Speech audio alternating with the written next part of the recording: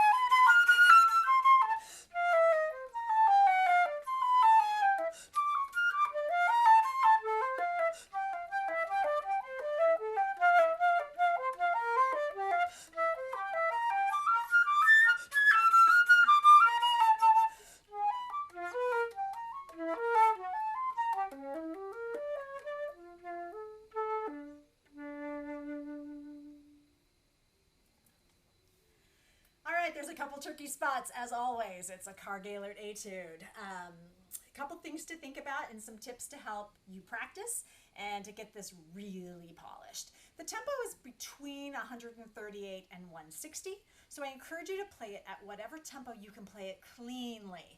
Even if you can get it close to 160 with lots of mistakes, it is better to play it closer to 138 with flawless technique. So remember that first and foremost. Only play it as fast as you can play it well. That being said, I've got a couple suggestions for you here on how to practice. These are some of my favorite ways of practicing technical repetitive things. We're going to start with measures 23, 24, and 25. Those are a really tricky little section. This is my favorite way to practice long patterns of things that are in groups. And in this case, we're going to think of them as groups of 4 because of those brackets over the top. And so in this one, we're going to start right on measure 23. And for each group of 4, we're going to slightly elongate the first note of each group of 4. We're going to play the same articulations that are written, and we're also going to play with the dynamic that's written, which if you'll notice, backing up, is a little bit louder than piano. So at measure 17, he marks at piano with a slight crescendo in measure 18. So we're not really loud here. Be careful that you don't practice this super loud because you don't plan to play it loud. So we'll start at 23. You'll play it quietly and then slightly elongating the first note of each group of 4. So it'll sound like this.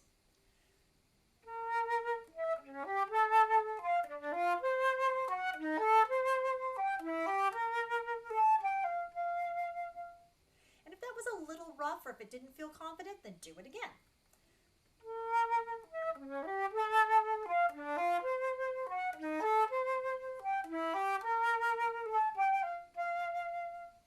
And once you feel confident with that, then you'll elongate the second note of each group of 4. Again, articulating the way it's written.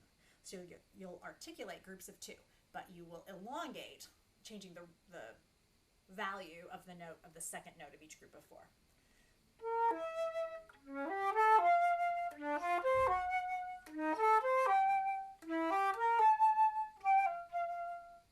Repeating as necessary until you have it comfortable. Then you elongate the third note of each group of 4.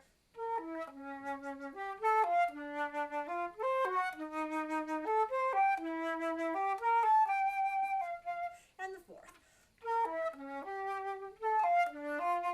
And so on. Once you've done that multiple times and you feel good about it, don't think too much. Just go for it and see if you can't play it.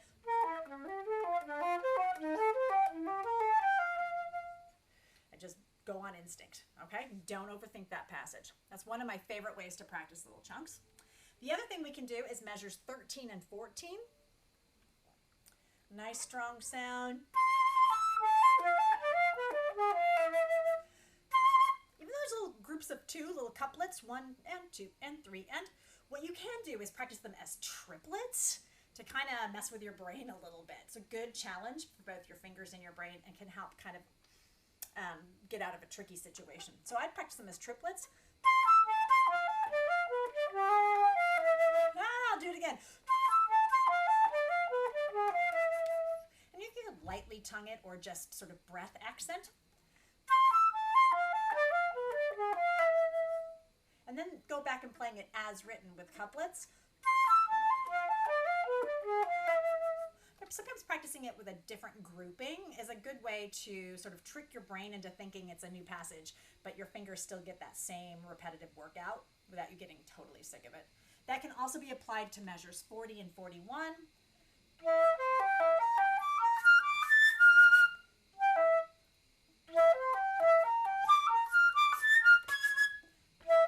So I practice them as triplets and then go back and play them as duples or sets of 2.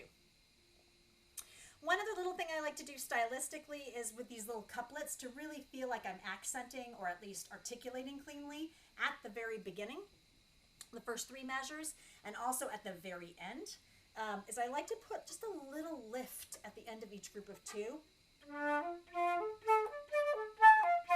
so that I really hear the articulated, repeated note instead of having it be too smooth. I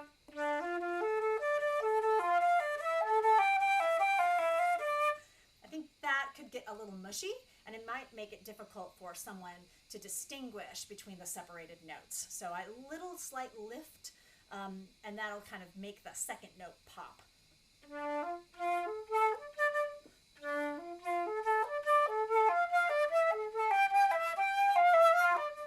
And then you can soar on that little next section.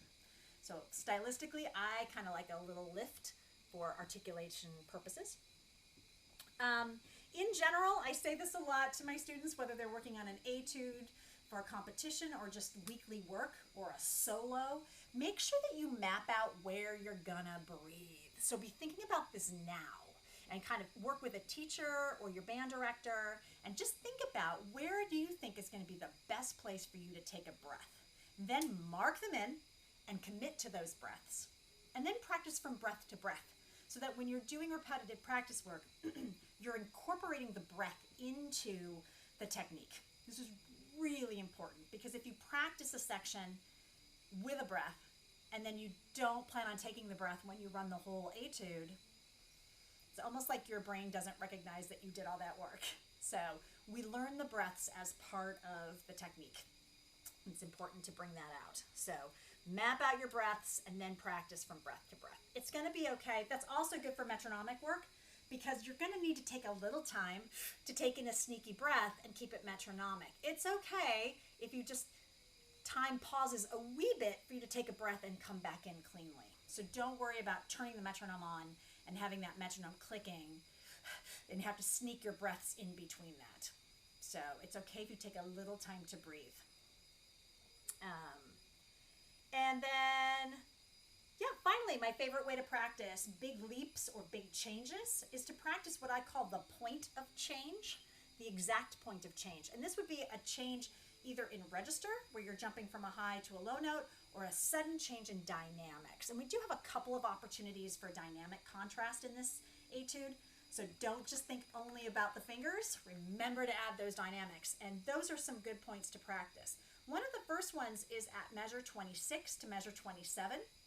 Technically, measure 26 is still on the softer side. We had that piano at measure 17 with a slight crescendo, but by the time we get to 26, we shouldn't be too loud. We want 27 to really pop out and really give you credit for a nice forte at 27. So I play 26 pretty quietly, and then when you go for 27, that can be a point of departure or the point of change dynamically. So what I would do is practice the last note of 26, which should be an F. Just kind of a mezzo piano. And then the next note, I'll take a breath, and then the next note, E, 27, should be forte.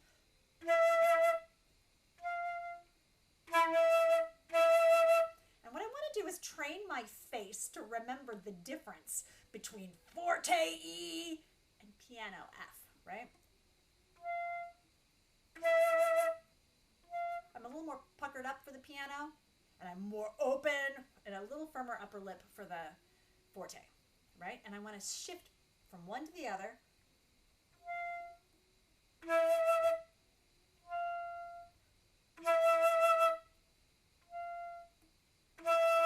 And train my face to remember what am I changing and how is that changing going from one to the other. And then I practice the notes leading in to the piano.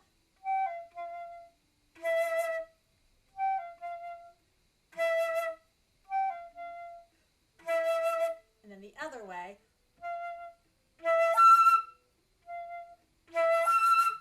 And then I put it together, coming at it.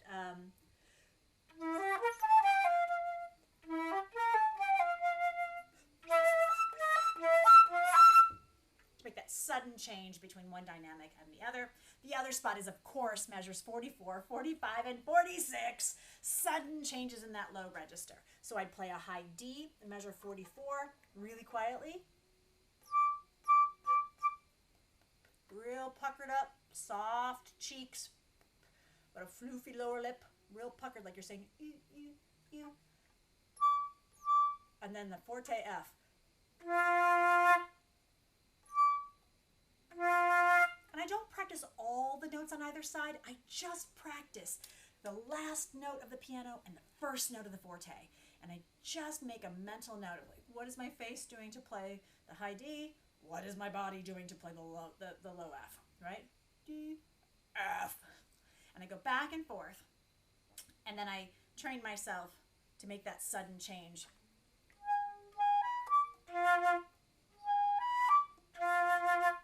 Right? And then I play the soft D.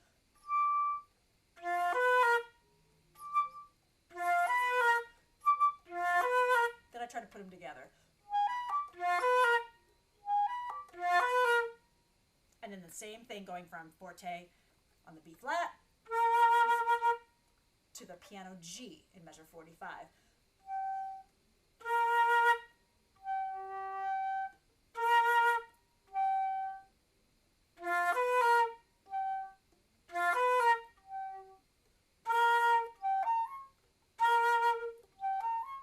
And put them together.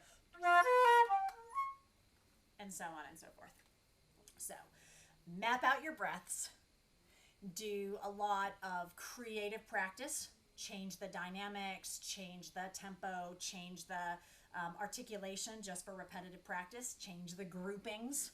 That can be very helpful. And then do the little pause activity where you pause on one note of each. As always, if you have any questions over this or anything else about music or etudes or Allstate, feel free to drop me an email at julie.hobbs@uky.edu. As always, happy fluting. Thank you.